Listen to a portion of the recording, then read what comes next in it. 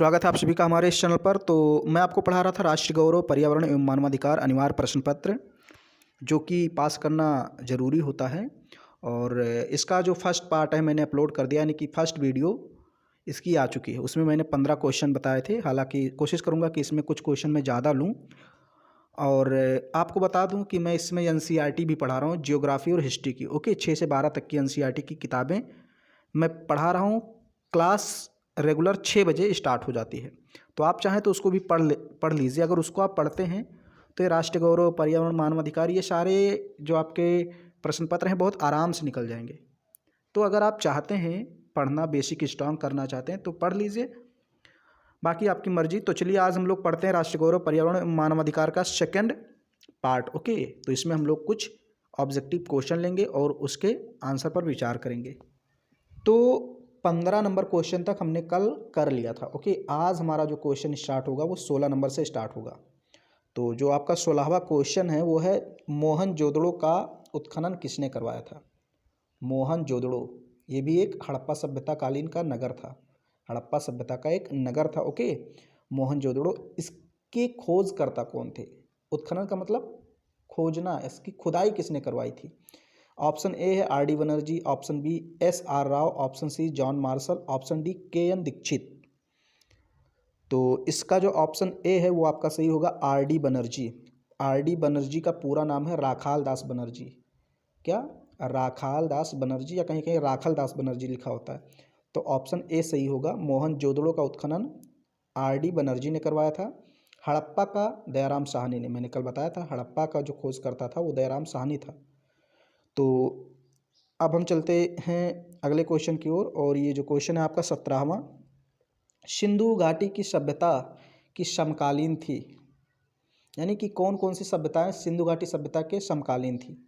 तो इसमें option A है चीन की सभ्यता, ऑप्शन बी मेसोपोटामिया की सभ्यता, ऑप्शन सी बेबीलोन की सभ्यता, ऑप्शन डी इनमें से कोई नहीं। अब देखिए यहाँ जो ऑप्शन है वो आपका गाइड में जो अवध सीरीज है वहाँ ऑप्शन दिखाएगा मेसोपोटामिया की सभ्यता। ओके, इसमें ऑप्शन दिखाएगा कि मेसोपोटामिया की सभ्यता सिंधु घाटी सभ्यता के समकालीन थी। समकालीन का मतलब जब सिंधु घाटी सभ्यता विकसित थी तभी मेसोपोटामिया की सभ्यता भी विकसित थी। ओके, दूसरे क्षेत्र में।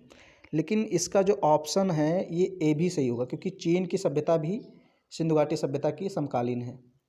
मेसोपोटामिया की सभ्यता भी है, लेकिन बेबीलोन की सभ्यता नहीं है।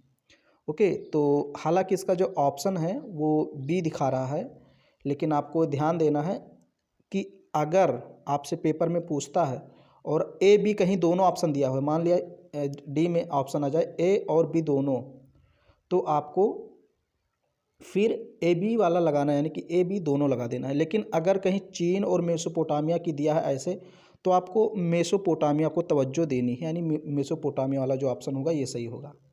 लेकिन अगर यहाँ मैंने कहा कि ऑप्शन आ जाए ए और बी दोनों, तो दोनों आपको कर देना है। अब आपको पेपर में पता चलेगा। ओके, तो सिंधु घाटी सभ्यता की जो समकालीन सभ्यताएं थी वो चीन की सभ्यता भी थी, मेसोपोटामिया की सभ्यता, लेकिन आप यहाँ पर क्या मानेंगे? मेसोपोटामिया की सभ्यता। ओके, तो आपका बी ऑप्शन यहाँ पर सही होगा। मोहनजोदड़ो कहाँ स्थित है? आपका एक बहुत ही सरल क्वेश्चन है 18वां, मोहनजोदड़ो कहाँ स्थित है? तो इसमें पहला ऑप्शन है बलूचिस्तान, दूसरा ऑप्शन है पश्चिम पंजाब, तीसरा ऑप्शन उत्तर पश्चिमी क्षेत्र, और चौथा ऑप्शन है सिंध प्रांत। ओके, सिंध प्रांत। तो इसमें जो आपका चौथा ऑप्शन है यही सही होगा, सिंध प्रांत। मोहनजोदड़ो कहाँ स्थित है? तो मोहन पाकिस्तान में एक राज्य है, एक प्रांत है सिंध, वहाँ पर स्थित है। और अगर हम थोड़ा सा और डीप जाएं तो सिंध प्रांत में एक ज़िला है जिसका नाम है लारकाना ज़िला, लारकाना। ओके, तो मोहनजोदड़ो कहाँ स्थित है? पाकिस्तान के सिंध प्रांत के लारकाना ज़िले में स्थित है। अब यहाँ पर है 19वां क्वेश्चन, राष्ट्र गौरव का अभिप्राय क्या है? मतलब राष्ट्र गौरव का मतलब क्या है? जैसे हम लोग राष्ट्र गौरव इसमें क्या पढ़ रहे हैं? राष्ट्र गौरव ही पढ़ रहे हैं। ये जो पूरा इतिहास है इसी को राष्ट्र गौरव कहा गया है। ओके, तो अभी हम लोग पढ़ रहे हैं राष्ट्र गौरव। तो राष्ट्र गौरव का मतलब क्या है, इसका अभिप्राय क्या है? क्वेश्चन है 19वां।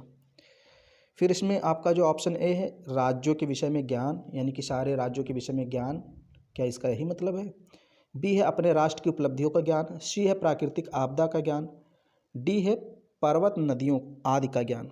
तो देखिए, इसमें पर्वत नदियों आदि का ज्ञान शामिल है, लेकिन बस इतना ही नहीं है, सब कुछ शामिल है इसमें। क्या मतलब, जो हमारे राष्ट्र ने आज तक उपलब्धियां हासिल की हैं, चाहे वो हमारे देश के महापुरुष ने कोई उपलब्धि हासिल की हो, यानी हमारे नदियों की कोई महानता हो, हमारे देश ने कुछ आगे कदम बढ़ाया हो, मतलब पूरा का पूरा जो उपलब्धि हो पूरे देश की उपलब्धि जोड़ी जाएगी, तो वो है हमारा ऑप्शन बी, यानी अपने राष्ट्र की उपलब्धियों का ज्ञान। ये राष्ट्र गौरव का अभिप्राय है। राष्ट्र गौरव का मतलब क्या है भाई, हमें अपने राष्ट्र पर, अपने देश पर गौरव यानी अभिमान कब महसूस होता है, कब हम लोग फील करते हैं प्राउडी अपने आप को, जब हम अपने राष्ट्र की उपलब्धियों को पढ़ते हैं कि हमारे राष्ट्र ने आज तक क्या क्या किया है, हमारे देश के लोगों ने क्या क्या किया है, क्या क्या दिया है पूरे विश्व को, कौन कौन से महानता के काम किए हैं। जब ये सारी चीज़ें हमें हमारे दिमाग में फीड हो जाती हैं, तो हमें राष्ट्र गौरव का अभिमान होता है, यानी कि हमें एक प्रकार से गौरव महसूस होता है, गौरवान्वित हम लोग महसूस करते हैं अपने आप को। तो इसका ऑप्शन जो है वो होगा बी, सही होगा। राष्ट्र गौरव का अभिप्राय है अपने राष्ट्र की उपलब्धियों का ज्ञान। मैं थोड़ा सा रुक के इसलिए बताता हूँ ताकि आपको दोबारा पढ़ने की ज़रूरत ना पड़े।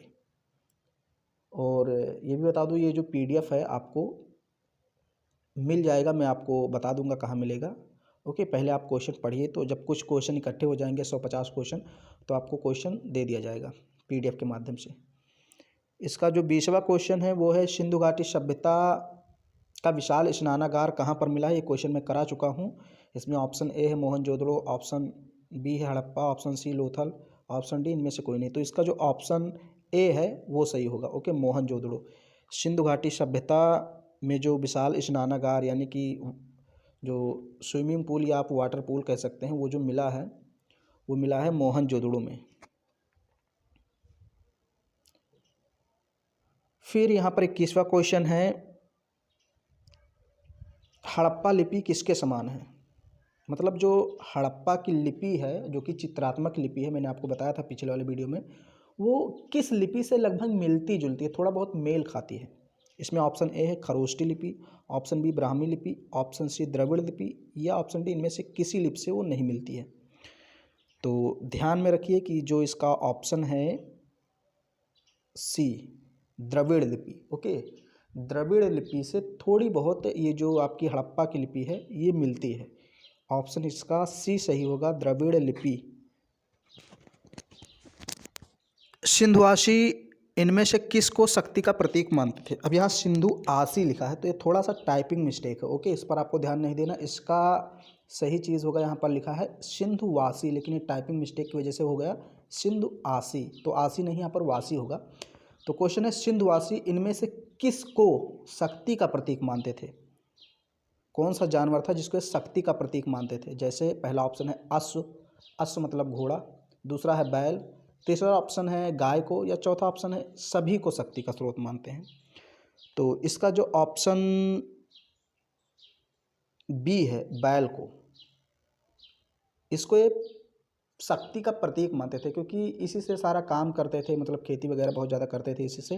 तो मानते थे कि जो शक्ति सबसे ज़्यादा शक्तिशाली है वो बैल ही है। ओके, तो बैल को ये लोग शक्ति का प्रतीक मानते थे, जो सिंधु घाटी सभ्यता के लोग थे। फिर इसका जो 23वां क्वेश्चन है, यहाँ पर भी वही मिस्टेक है, टाइपिंग मिस्टेक। सिंधुवासी किसकी उपासना नहीं करते थे, मतलब कौन से देवता थे जिनको सिंधुवासी नहीं जानते थे, उनकी पूजा नहीं करते थे।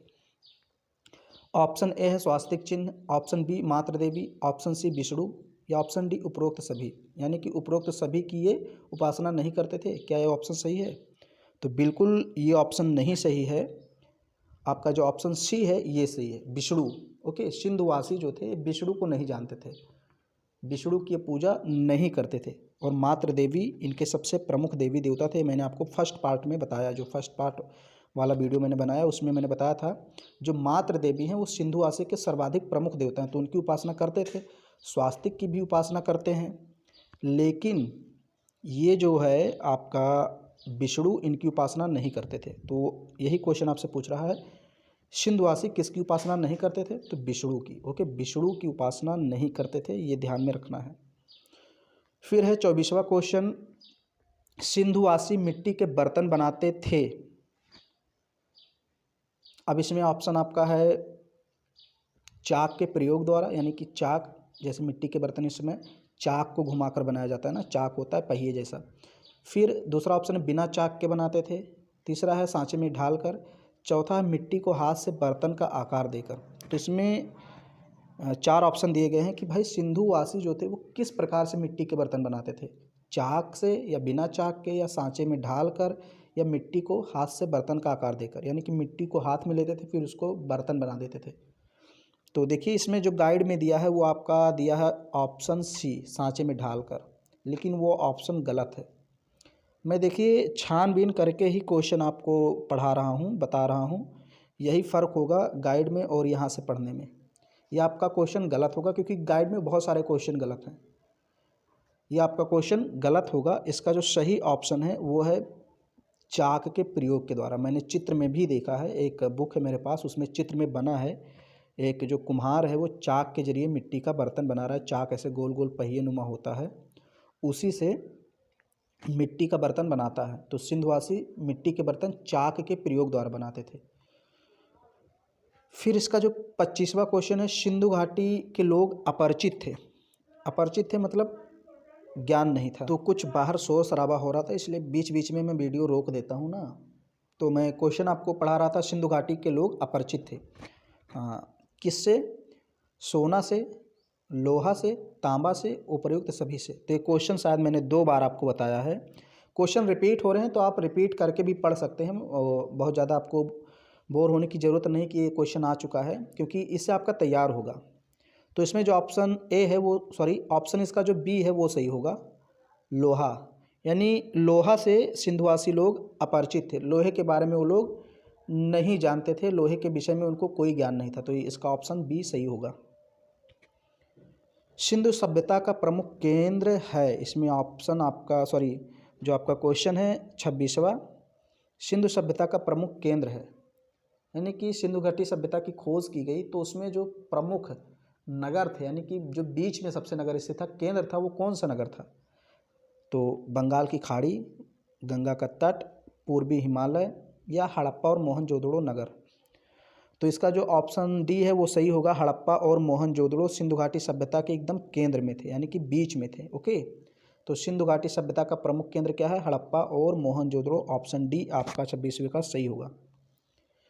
27वां इसका जो क्वेश्चन है वो है मोहनजोदड़ो के नाम का अर्थ क्या है? तो ये आपने शुरू में पढ़ा होगा कई बार। इसमें ऑप्शन है आपका भूतों का टीला, ऑप्शन बी मृतकों का टीला, ऑप्शन सी परियों का टीला, ऑप्शन डी इनमें से कोई नहीं। तो ऑप्शन डी तो होगा ही नहीं बिल्कुल। और भाई भूतों का टीला तो मैं पहली बार सुन रहा हूँ, तो ऑप्शन ए भी नहीं होगा। परियों का टीला ये भी नहीं सुन रहा हूँ मैं, मतलब पहली बार सुन रहा हूँ। तो इसका जो ऑप्शन बी है यही सही होगा, यानी मृतकों का टीला। मोहनजोदड़ो का अर्थ क्या है? मृतकों का टीला, क्योंकि मोहनजोदड़ो नगर जो प्राप्त हुआ, बहुत सारे समाधियाँ प्राप्त हुई हैं, मतलब बहुत सारे मरे हुए लोगों की समाधि प्राप्त हुई, टीला प्राप्त हुआ, इसलिए उसको मृतकों का टीला कह दिया गया। तो मोहनजोदड़ो को मृतकों का टीला कहा जाता है। ये आपका 27वें प्रश्न का ऑप्शन बी सही होगा। फिर है 28वां क्वेश्चन, सिंधु घाटी के लोगों के लिए सर्वाधिक पवित्र पेड़ कौन सा था? ओके, यानी कौन सा ऐसा पेड़ था जिसको सिंधु घाटी सभ्यता के लोग सर्वाधिक पवित्र मानते थे? तो इसका जो ऑप्शन पहला है आम, ऑप्शन बी है बरगद, ऑप्शन सी पीपल और ऑप्शन डी उपर्युक्त सभी। तो इसका जो सही ऑप्शन होगा वो होगा पीपल। यानी पीपल के पेड़ को जो सिंधु घाटी के लोग थे वो बहुत ज़्यादा पवित्र मानते थे, इसकी पूजा करते थे पीपल के पेड़ को। ओके, तो इसमें जो आपका ऑप्शन सी है ये सही होगा, ध्यान में रखिएगा। फिर 29वां क्वेश्चन है, सिंधु सभ्यता के समकालीन सभ्यता है। कौन सी सभ्यता है जो सिंधु घाटी सभ्यता के समकालीन है? तो इसमें ऑप्शन है मेसोपोटामिया की सभ्यता, ऑप्शन बी मिस्र की सभ्यता, ऑप्शन सी चीन की सभ्यता, ऑप्शन डी उपर्युक्त सभी। तो मैंने आपको बताया था ना, चीन की सभ्यता भी और मिस्र की सभ्यता भी और मेसोपोटामिया, तीनों सभ्यताएं सिंधु घाटी सभ्यता के समकालीन हैं। एक क्वेश्चन आया था इसके पहले, मैंने उसमें बताया था कि मेसोपोटामिया की सभ्यता और चीन की सभ्यता ये दोनों सिंधु घाटी सभ्यता के समकालीन हैं। और साथ ही साथ एक और सभ्यता आ गई मिस्र की सभ्यता, तो तीनों हो गई। इसमें एक सभ्यता है बेबीलोन की सभ्यता, वो इसके समकालीन नहीं है। ओके, तो इसमें ऑप्शन आपका डी सही होगा, यानी कि उपर्युक्त सभी, यानी सभी जो सभ्यताएं हैं ये सिंधु घाटी सभ्यता के समय ही विकसित थी, लेकिन अलग अलग क्षेत्रों में विकसित थी। जैसे मिस्र में, जो इसमें मिस्र देश है, वहाँ पर मिस्र की सभ्यता विकसित थी। चीन में चीन की सभ्यता, और मेसोपोटामिया यानी इराक में, मेसोपोटामिया इराक का क्षेत्र है, वहाँ पर मेसोपोटामिया की सभ्यता विकसित थी। और अपने भारत देश में सिंधु घाटी सभ्यता उस समय विकसित थी। तो इसका ऑप्शन डी आप सही मानिए। फिर एक क्वेश्चन यहाँ पर फिर से रिपीट हो गया, कई बार क्वेश्चन आ चुका है। सिंधु घाटी सभ्यता के विशाल स्नानागार कहाँ प्राप्त हुए हैं? इसका ऑप्शन है ए हड़प्पा, बी मोहनजोदड़ो, सी राखीगढ़ी, डी हुलास। तो इसका जो ऑप्शन बी है ये सही होगा। क्वेश्चन 3-4 बार आ चुका है। मोहनजोदड़ो, मोहनजोदड़ो में विशाल स्नानागार मिला है, विशाल अन्नागार मिला है। मोहनजोदड़ो को मृतकों का टीला कहते हैं। इससे मतलब यही क्वेश्चन आपसे पूछे जाएंगे बार बार रिपीट करके। तो ये 15 क्वेश्चन आज मैंने फिर लिया, और 15 क्वेश्चन इसके पहले वाले वीडियो में लिए थे। तो देखिए मैं ऐसे क्वेश्चन बनाता रहूँगा और आपको पढ़ाता रहूँगा, क्योंकि क्वेश्चन बनाना भी पड़ता है ना, फिर उसका सही आंसर ढूंढना। तो ऐसे ही आपके 20, 25, 30 आगे क्वेश्चन में बढ़ाता रहूँगा। इस वीडियो में क्वेश्चन बढ़ नहीं पाया। तो उम्मीद करता हूँ ये वीडियो आपको पसंद आ रहा होगा। तो इसको लाइक कीजिए, शेयर कीजिए, चैनल पर पहली बार आए तो सब्सक्राइब कीजिए, और वीडियो को सीक्वेंस से देखिए।